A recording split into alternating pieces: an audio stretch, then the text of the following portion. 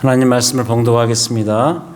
신약성경 에베소서 1장 15절부터 23절입니다. 우리 다 같이 찾으시면서 자리에서 일어서시겠습니다. 신약성경 310쪽입니다. 에베소서 1장 15절부터 23절입니다. 교독하시겠습니다. 제가 먼저 읽습니다. 이로 말미암아 주 예수 안에서 너희 믿음과 모든 성도를 향한 사랑을 나도 듣고 내가 기도할 때 기억하며 너희로 말미암아 감사하기를 그치지 아니하고 우리 주 예수 그리스도의 하나님 영광의 아버지께서 지혜와 계시의 영을 너희에게 주사 하나님을 알게 하시고 너희 마음의 눈을 밝히사 그의 부르심의 소망이 무엇이며 성도 안에서 그 기업의 영광의 풍성함이 무엇이며 그의 힘의 위력으로 역사하심을 따라 믿는 우리에게 베푸신 능력의 지극히 크심이 어떠한 것을 너희로 알게 하시기를 구하노라. 그의 능력이 그리스도 안에서 역사하사 죽은 자들 가운데서 다시 살리시고 하늘에서 자기의 오른편에 앉히사 모든 통치와 권세와 능력과 주권과 이 세상뿐 아니라 오는 세상에 일컫는 모든 이름 위에 뛰어나게 하시고 또 만물을 그의 발 아래에 복종하게 하시고 그를 만물 위에 교회의 머리로 삼으셨느니라. 교회는 같이 읽겠습니다. 교회는 그의 몸이니 만물 안에서 만물을 충만하게 하시는 이에 충만함이니라. 아멘. 앉으시겠습니다.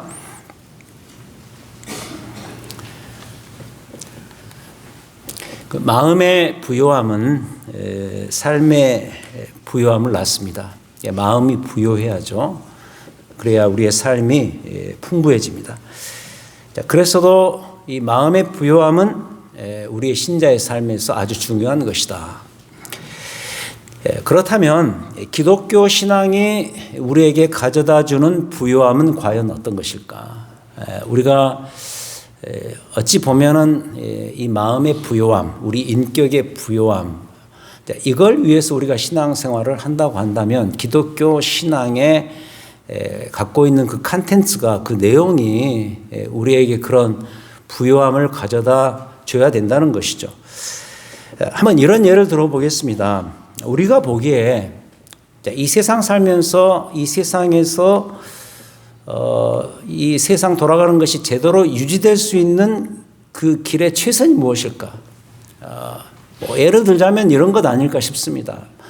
우리가 가지고 있는 어떤 도덕율, 이 도덕법들이 있죠. 그게 명문화되어 있는 법이든 아니면 우리에게 그냥 명문화되어 있지 않지만은 이 전통적으로 알려진 그러한 도덕률, 도덕법, 기본적인 그런 것들, 그런 것들의 준수, 잘 지키는 것, 이게 이제 세상사가 돌아갈 수 있는 최선의 길일 수 있을 것입니다.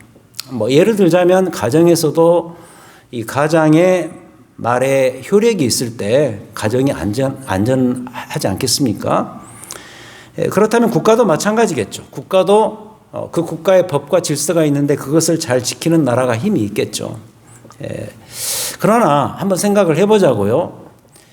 그렇다 그래서 그게 우리에게 개인적인 것이든 전체적인 것이든 어떤 심적인 부요함의 근원이 될 수 있을까? 그게 잘 돌아가고 그 법이 잘 지켜졌을 때 안전하고 그냥 괜찮은 정도일 수는 있겠지만 그런 것 잘 지켜지는 과정들이 우리에게 근본적으로 어떤 마음의 부요함을 가져다주는 어떤 그런 것일 수 있을까?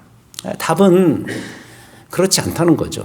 그럴 수가 없다는 것이죠. 다시 말씀드리지만 그건 괜찮은 정도고 그래서 안전하고 그래서 그냥 국가적인 차원에서 가정적인 차원에서 어떤 평안함을 가져다주는 그런 정도이겠죠. 근본적인 마음의 부요함을 가져다주는 그런 것은 될 수가 없습니다. 근데 이 기독교 신앙은 이런 것들을 훨씬 뛰어넘는다. 그래서도 기독교 신앙은 이렇게 말씀드릴 수가 있어요. 어떤 기본적인 이 도덕법이나 도덕률을 훨씬 뛰어넘는 그런 것이다. 우리가 신앙생활을 하면서 기독교 신앙이 어떤 탁월한 도덕법 정도로 생각하는 경향이 있거든요. 근데 그게 아니고, 물론 그런 측면이 없는 건 아니지만 그게 전부가 아니고 그것을 훨씬 상회하는 어마어마한 우리에게 근본적인 뭔가를 던져주고 부요함을 가져다주는 그 근본적인 뭔가가 그 안에 있다는 것이죠. 그럼 그게 뭐냐는 거죠. 아주 간략하게 말하면 기독교 신앙은 이런 겁니다. 하나님께서 아들 그리스도를 이 땅에 보내셔서 십자가에서 죽이시기까지 사랑하신 이 세상의 도덕률에서는 전혀 듣지도 보지도 못한 우리를 향한 하나님의 사랑의 이야기가 바로 기독교에서 말하는 신앙의 실체입니다. 그래서 감동이 있고, 그래서 부요함이 있고, 만족이 있고, 감사와 찬양이 있는 것이죠. 그래서도 우리가 이 기독교 신앙을 잘 알고 유지하기 위해서는 이러한 부요함이 가져다주는 만족과 기쁨과 영광이 우리 각자의 심령 안에서 늘 자리 잡고 더 나아가서 요동쳐야 된다는 사실입니다. 그래서 지난주에도 말씀드렸던 것처럼 이러한 신앙의 부요함의 영광성을 가장 풍성히 제공해 주는 책이 어떤 책인가? 바로 우리가 지금 보고 있는 에베소서고, 특별히 이 에베소서 1장은 이 면에서만큼은 압권이다. 정말 절정을 보여주는 그런 챕터다. 이런 말씀을 드렸습니다. 그렇다면 오늘은 그 두 번째 부분으로서 사도 바울이 이러한 구원의 은혜와 영광성이 어떻게 표현될 수가 있는가? 특별히 에베소서 교회를 향한 자신의 절실한 기도로서 이 영광스러움을 다시 재현해내고 있습니다. 여러분 아시다시피 사도 바울이 여러 교회들을 향해서 편지를 썼거든요. 여러분 잘 아시는 고린도전서, 고린도후서, 데살로니가 전후서, 빌립보서, 근데 이런 책들이 그런 것인데 이 에베소서도 그 중에 하나거든요. 그가 이 편지, 이 에베소서를 쓰면서 에베소 교회를 향해서 이 편지를 쓰면서 그 교회 성도들을 위해서 계속 기도를 했습니다. 기도하는 마음으로 썼겠죠. 그리고 그 기도의 내용도 편지에서 밝히고 있는데 주로 다른 편지들도 그렇고 여기서도 그렇고 편지의 서두 아니면 마지막 부분에 그 기도 제목들을 나열하곤 했거든요. 근데 이 에베소서 편지에서도 똑같이 그가 지금 그러고 있어요. 오늘 말씀 15절에 보시면 이로 말미암아 주 예수 안에서 너희 믿음과 모든 성도들을 향한 사랑을 나도 듣고서 16절에 내가 기도할 때 이렇게 출발합니다. 그러니까 오늘 이 본문은 뭐냐면 에베소 교회를 위한 이 사도 바울의 기도 제목들이라고 볼 수도 있어요. 그는 여기서마저도 구원의 은혜에 나타난 하나님의 영광을 노래한다는 거죠. 이게 중요합니다. 에베소 교회 성도들을 위해서 일종의 그들을 위해서 중재하면서 하는 그런 기도를 하나님 앞에 드리고 싶은데 여기에서마저도 구원의 은혜에 나타난 하나님의 영광과 부요함을 노래하고 고백한다는 거죠. 어떻게 그러한가? 오늘은 이 점을 배우겠는데 세 가지 다음의 기도 제목 내용들이 이를 말해줍니다. 첫 번째로 어떤 기도 제목인가? 하나님의 일하심을 알아가는 것이죠. 하나님과 그분의 일하심을 알아가는 것. 첫 번째 그의 기도 제목 17절 이렇게 출발하죠. 우리 주 예수 그리스도의 하나님 영광의 아버지께서 이 부분 지혜와 계시의 영을 너희에게 주셔서 하나님을 알게 하시고 너희 마음의 눈을 밝혀서 그의 부르심의 소망이 무엇이며 성도 안에서 그 기업의 영광의 풍성함이 무엇이며 19절 그의 힘의 위력으로 역사하심을 따라 믿는 우리에게 베푸신 능력의 지극히 크심이 어떠한 것을 너희로 하여금 알게 하시기를 구하노라. 첫 번째 기도 제목. 여기를 보면은 어떤 내용이죠? 에베소 교회 교인들에게 상상을 해보세요. 하나님의 지혜와 계시의 영이 더 풍성히 내려서 그들이 하나님을 더 풍성하게 알아가는 것. 그럼 하나님을 어떻게 풍성히 알아가야 될까? 그 다음인데 그의 부르심의 소망이 무엇인지, 성도 안에 그 구원의 기업의 영광의 풍성함이 어떠한 것인지 더 풍성히 깨달음으로써 에베소 교회의 교인들이 하나님을 더 풍성히 알아갈 수가 있을 것이다. 그게 바로 18절이죠. 즉 하나님의 일하심이 얼마나 탁월하고 놀라운 것인가, 이것을 깨닫는 것, 이것을 알게 하는 것, 이것이 바로 그의 첫 번째 기도 제목. 그런데요, 거기서 그만 그치는 것이 아니고요, 하나님 그분의 일하심을 이토록 부유하게 깨달은 그들은 이제 하나님의 일하심도 그들의 실제의 삶의 현장에서 경험하게 될 것이다. 19절이 그 이야기죠. 그의 힘의 위력으로 역사하심을 따라서 믿는 우리에게 베푸신 능력의 지극히 크심이 어떠한 것을 너희로 알게 하시기를 구하노라. 한마디로 무슨 이야기죠? 하나님께서 아들 그리스도를 통해서 베푸신 구원의 은혜와 영광과 능력을 에베소 교회 성도들이 이미 알지만 더 풍성하게, 더 잘 이해하고 깨닫고 그렇게 함으로써 실제로 그것을 경험하는 것, 이것이 에베소 교회 성도들을 향한 그의 첫 번째 기도 제목이었다라는 것이죠. 그럼 보세요. 여러분, 신앙의 부요함이 뭘까? 일단 이 첫 번째 포인트에서 우리가 배운 것이라고 한다면 신앙의 부요함은 먼저 하나님을 풍성히 알고 경험하는 것에 있다. 그리고 이 경험은 우리 각자에게 삶의 영광스러움을 재현시킬 것입니다. 여러분, 하나님과 사람 앞에서 내 삶이 영광스러우면 그걸로 다 되는 것이 아닐까요? 이 외에 우리가 뭘 더 바라겠어요? 벌써 1년이 지났는데 죄송합니다. 저는 제 딸 결혼식 하는 날 이런 비슷한 감정을 좀 느꼈습니다. 출가하는 딸을 지켜보면서 들었던 어떤 영광과 명예의 마음이었습니다. 영광과 명예의 마음, 이게 너무 사실은 고급진 말이고요. 더 현실적으로는 족한 마음이죠. 아버지로서 족한 마음, 바로 그 마음이었습니다. 여러분들 아주 오랜 과거에 애들 키워봤고 또 이제 연세 드신 분들은 손주들을 보면서 아마 느끼실 거예요. 아이가 언제 가장 예쁜가? 제 경험으로는 3살에서 5살 사이가 제일 예뻤던 것 같아요. 근데 그 어릴 때 정말 그 딸이 이뻤거든요. 제 눈에는 너무 이뻐서 그냥 그 딸에게 그런 이야기를 해줬는데, 네 얼굴에 아빠 침이 마를 날이 없었다고. 하도 그냥 이렇게 뽀뽀를 해야 되니까.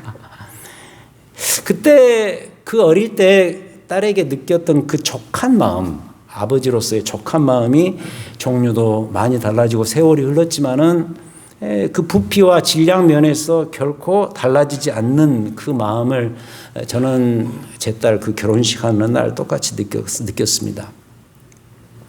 이 말씀을 드리는 이유는 우리가 예수를 믿고 경험하는 그 축복과 부요의 마음이 다른 것일까? 특별한 것일까? 그게 아니고 저는 기독교 신앙도 이런 것과 비슷하다고 봅니다. 그래서 저는 그리스도를 만나고 이런 말을 제 심중에 남겼던 바가 있죠. 주님, 저는 이제 죽어도 여한이 없습니다. 죽어도 여한이 없습니다. 이유는 뭐냐? 얻을 것을 얻었으니까. 저는 주님 얻었으니 이제는 명예롭고 이제는 영광스럽고 저는 족합니다. 부요합니다. 이런 마음 때문에 그런 고백을 젊을 때 했던 기억이 있습니다. 그런 점에서 이 부요함, 영광의 삶은 어떤 세속적인 가치에 증대해 있지 않습니다. 무슨 말이냐면 이 세상 어떤 것으로도 이 영광과 이 명예와 부요의 마음은 다 채울 수가 없다. 하나님을 섬기는 기쁨 안에만 존재하는 이 부요의 마음, 이 부요의 마음이 존재한다는 것이죠.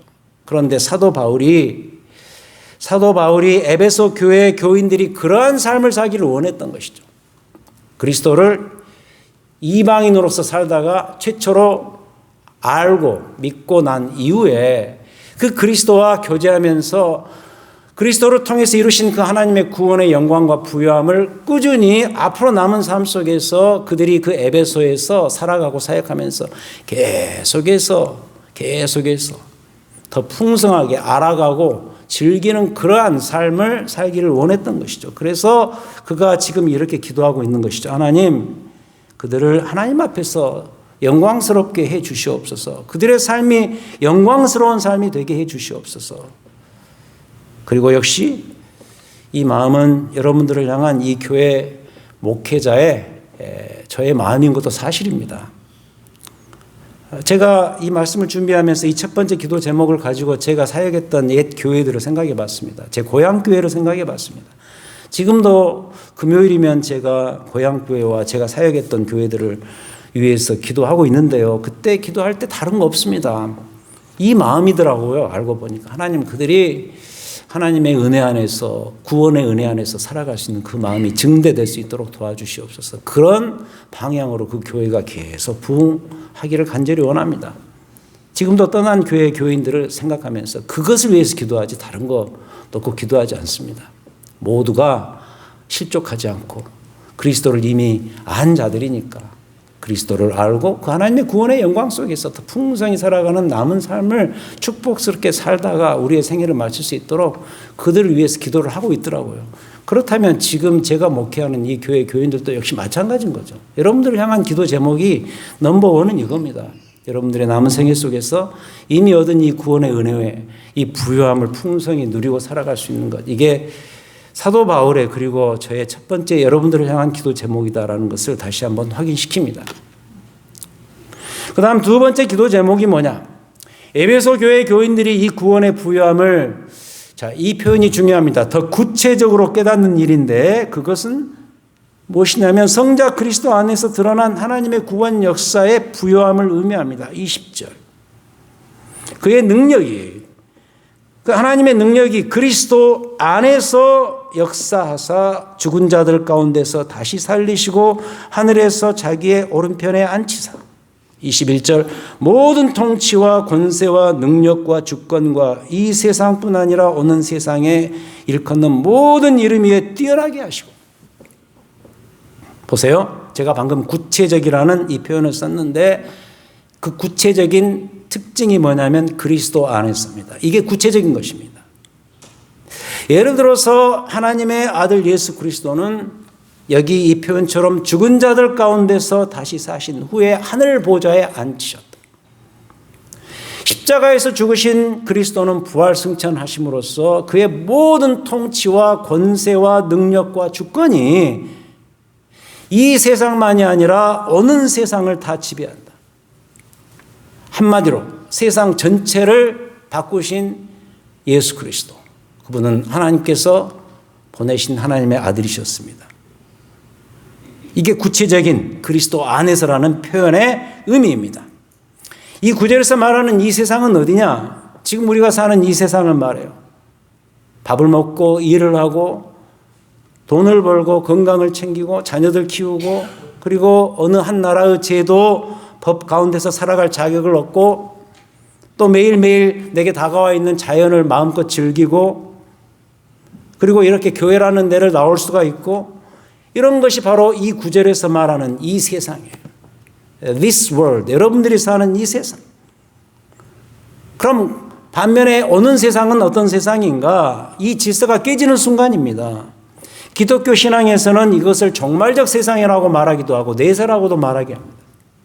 더 정확히는 부활 승천하신 예수 그리스도께서 다시 오셔서 우리에게 새롭게 열어주실 신세계를 의미하는 것이고 요한계시록의 표현을 빌리자면 새하늘과 새 땅이 이 본문 21절에서 말하는 오는 세상, the world to come, 앞으로 올 세상입니다. 근데 중요한 것은 이거죠. 성부 하나님께서는 성자 그리스도에게 이 모든 세상의 질서와 권세 이것을 다 이양하셨다는 거죠. hand it over. 다 넘기셨다는 거예요. 십자가를 생각하세요. 십자가에서는 성부 하나님께 순종하심으로써 죽으셨지만 그로 인해서 우리의 죄를 다 사하셨지만 부활 이후로는 이 표현처럼 이 세상이 알지 못하는 충분한 영광과 존귀를 한꺼번에 다 받으신 그 그리스도, 그런데 그 성자 그리스도의 영광을 우리도 알고 누리게 되었다는, 이게 중요합니다. 이게 뭡니까? 이게 바로 더 구체적인 하나님의 영광에 대한 우리의 지식입니다. 그리스도 안에서 더 풍성히, 더 확장시켜서 온 세상을 통치하고 지배하는 그 권세를 가지고서 누릴 수 있는 그 영광성을 그리스도 안에서 보여주신 것이죠. 이게 더 구체적인 하나님을 향한 지식의 한 파트입니다. 이게 두 번째 기도 제목. 그래서 우리 같은 신약 성도들에게는 항상 그리스도 안에서라는 이 표현이 따라와야 돼요. 구약에 나타난 하나님의 거룩함과 영광스러움이 이제는 아들 그리스도를 통해서 완벽하고 충분하게 온전하게 구체적으로 다 드러나 버렸기 때문인 것이죠. 그리하여서 우리는 지금 예수 그리스도 안에서 이 구원의 부요함을 더 구체적으로 누리고 있습니다. 이것이 뭐냐? 이것이 바로 신약 성도들의 특권이고 기쁨이고 명예요 영광이라는 거죠. 이게 바로 사도 바울의 에베소 교회 성도들을 향한 두 번째 기도 제목입니다. 마지막 세 번째로, 이러한 그리스도의 통치의 탁월함이 이제는, 이 세 번째가 사실 제일 중요하다고 저는 봐요. 그리스도의 몸된 교회를 통해서 더 구체적으로 더 풍성하게 표현되고 있다는 사실이에요. 그래서 이런 에베소 교회 교인들이 더 풍성히 깨닫도록 하는 것이 바로 사도 바울의 세 번째 기도 제목입니다. 22절. 또 만물을 그의 발 아래에 복종하게 하시고 그를 만물 위에 교회의 머리로 삼으셨느니라. 23절. 교회는 그의 몸이니 만물 안에서 만물을 충만하게 하시는 이의 충만함이니라. 네. 그래서 이 자리에서 꼭 기억을 합시다. 교회의 영광과 아름다움에 대해서. 왜냐하면 사도 바울은 여기서 교회는 그리스도의 몸이라고 선언을 하고 있기 때문이죠. 교회는 그의 몸이니 23절. 여러분, 우리가 살면서 사실 이 몸만큼 중요한 것도 없지 않습니까? 서울대 심리학과 최인철 교수라는 분이 있는데 요새 행복론을 강의하면서 여기저기서 많은 인기를 얻고 있고요. 유튜브에서도 많이 그 내용들이 나오면서 유명세를 타고 있는데, 그가 말하는 행복의 조건 중에 가장 마지막 것이 몸이더라고요. 바로 건강입니다. 되게 마음이 부유해야 몸도 건강해지고 뭐 이것도 되게 우리가 알고 있는 그런 원칙이고 그런 생각이지만, 여러 가지 데이터와 여러 가지 연구를 해본 결과, 그리고 그 경험들을 나눠본 결과 그분의 결론은 이거더라고요. 결국 건강. 그러니까 몸이 건강해야 마음도 행복해지더라. 결국 인생도 행복해지더라. 이런 의미인 것이죠. 이건 뭐 우리도 그러지 않습니까? 이 몸이 아프면은 다 끝이잖아요. 그러니까 이 마음의 행복을 추구해도 몸이 아프면은 더 이상 진전을 하지 못한다는 그런 의미겠죠. 결국 몸이 왜 이토록 중요하고, 그래서 몸의 건강이 왜 이토록 중요한 것인가는 이렇게 말할 수도 있죠. 이 몸이 내 자신에게서 떼어낼 수 없는 것이기 때문에. 여러분, 사실 그렇지 않습니까? 정말 아파요. 어떤 부분이 정말 아파요. 근데 그 내 몸 아프다 그래서 이 몸을 내게서 떼어낼 수는 없잖아요. 정말 너무 아프니까 이 몸을 좀 떼어냈으면 좋겠다, 이런 마음이 들 때가 있으실 거예요. 그렇게 아프신 적이 있으실 거예요. 그래서도 성경이 이렇게 말하는 거라고 저는 봅니다. 교회는 그리스도의 몸이다. 그러하니 예수님에게 이 교회가 얼마나 소중한 존재인가. 근데 그 다음 내용에서 이 소중함에 대해서 아예 이렇게까지 선언을 해버리죠. 23절, 정말 중요한 구절인데, 교회는 그리스도의 몸이니 만물 안에서 만물을 충만하게 하시는 이의 충만함이니라. 저는요, 이 구절을 대할 때마다 세상에 어떤 이런 표현이 있을까? 이 세상에서 어떤 가장 아름다운 그런 장면이 있다면, 그 뭔가가 있다면 그것이 바로 이 표현에 의하면 그것이 바로 교회일 것이다. 그런 표현이에요. 만물 안에서 만물을 충만하게 하시는 이의 충만함. 이게 교회다. 자, 이걸 어떻게 해석학적으로, 성경 해석학적으로 설명을 해볼까? 많은 연구들이 있지만 저는요, 이것도 그냥 우리의 삶의 일상에서 일어나는 그런 장면으로 해석을 해보고 싶어요. 뭐 예를 들어서 이 세상에 최고의 예술 작품이 있다 이거. 그때 여러분 어떤 마음을 느끼세요? 꽉 찬 아름다움, 빈틈이 없는 이런 거 느껴지지 않습니까? 전에도 말씀드린 바가 있습니다만 저는 빈센트 반 고호라든지 특히 렘브란트 이런 그림을 볼 때마다 그런 꽉 차고 충만한 마음이 저절로 생기거든요. 조수미 씨가 부르는 그 아리아를 들을 때, 조성진 이런 사람들이 어떤 피아노 곡을 이렇게 칠 때, 그런 것을 들을 때 그런 감정을 느끼죠. 꽉 찬 감정. 레이크 타워의 아름다운 비경을 볼 때마다 역시 이런 감정을 갖습니다. 꽉 찬 아름다운 빈틈이 전혀 없는 충만하고도 넘치는 기분과 그런 느낌, 이런 것이 바로 이런 표현 아닐까. 만물 안에서 만물을 충만하게 하시는 이의 충만함. 근데 이게 뭐라고요? 하나님께는 우리의 교회라고요. 우리 교회들이 하나님께 이런 마음을 갖게 하는 그런 대상이다. 이런 이야기죠. 그래서 부탁을 드려요. 우리 자신들부터 교회를 가볍게 봐서는 안 돼요. 여러분, 교회는요, 있어도 되고 없어도 되는 그런 곳이 아니에요. 왜냐고요? 교회는 우리 주님의 분신이고, 그래서 영광스럽고 명예로운 존재이기에 교회를 만드신 우리 주님의 이러한 마음을 제대로 알았다면 우리는 교회를 결코 가볍게 봐서는 안 됩니다. 비록 허접한 모습이 많죠. 야구로 말하면 헛스윙만 계속하고 축구로 말하면 헛발질만 하고 있고 그런다 할지라도 우리 주님에게는 이 교회가 주님의 분신이에요. 주님의 몸이에요. 그래서 결국 교회는 주님의 영광이죠. 이 표현처럼 만물을 충만하게 하시는 이의 충만함. 그런데 이런 교회를 우리가 함부로 대하면 될까요? 아니 될 일이죠. 일단 우리부터가 교회를 귀하게 여겨야 돼요. 오늘 본문에 의하면 교회는 하나님의 지혜와 탁월함, 부요함이 그대로 반영된 이 지상의 어쩌면 유일한 기관이기 때문인 거죠. 특별히 성부 하나님께서는 자신의 구원 역사를 이 세상에 알리시기 위해서 아들 되시는 예수 그리스도 안에서 이 땅에다 이 교회를 세우셨음을 우리가 깨달아야 되겠다. 이게 세 번째 기도 제목이죠. 그래서 교회가 된 우리는, 우리가 이미 교회일 수도 있지만 하나님께서 아들 그리스도를 통해서 그 모든 구원의 역사를 이루시고 우리를 교회로 삼으셨기에 우리가 교회가 되었죠. 그래서 교회가 된 우리는 이 사실을 기억하면서 살아야 할 것이다. 기억하면서 신앙생활하고 교회 생활을 해야 할 것이다. 그 이야기입니다. 물론 이 말은 오해하지 마세요. 괜히 우리가 그래서 오만을 떨고 이상한 프라이드를 갖자 이런 말은 아니죠. 우리가 뭐라고 이런 영광스러움을 이토록 풍성히 부어주셨을까?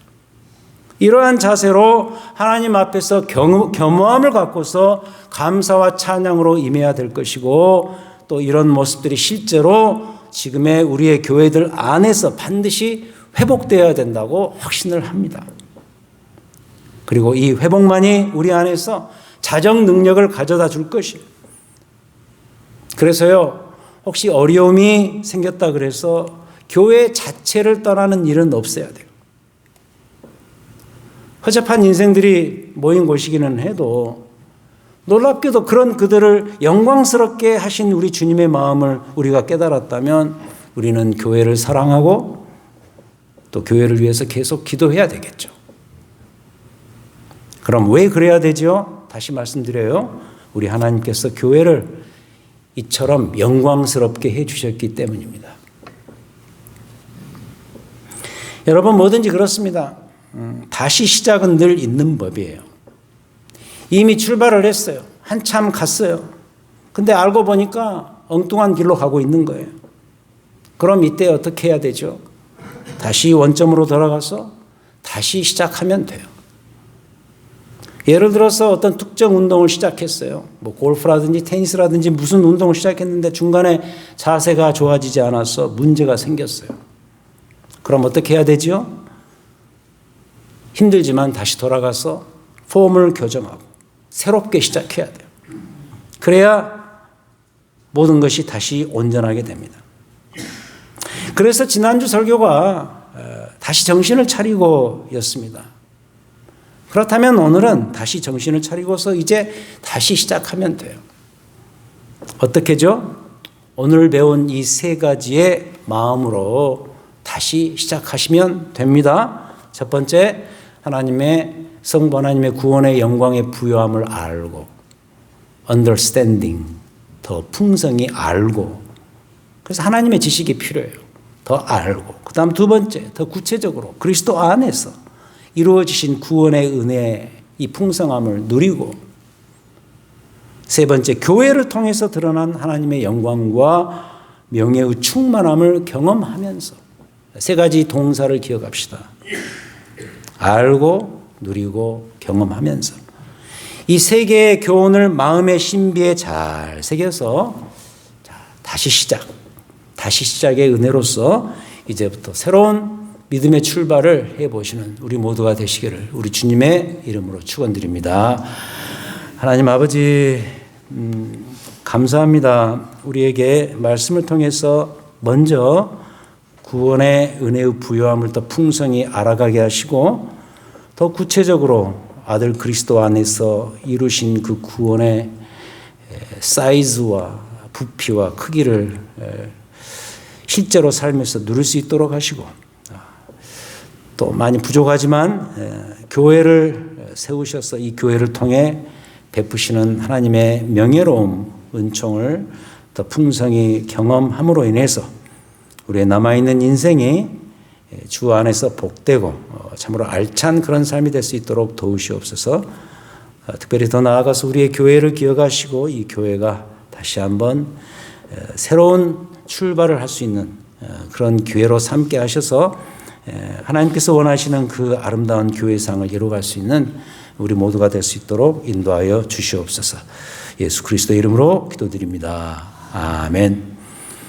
자, 우리 다 같이 일어서시겠습니다. 484장 오랜만에 부르는 찬송인데요. 주의 은혜를 기억하면서 다 같이 찬양합니다.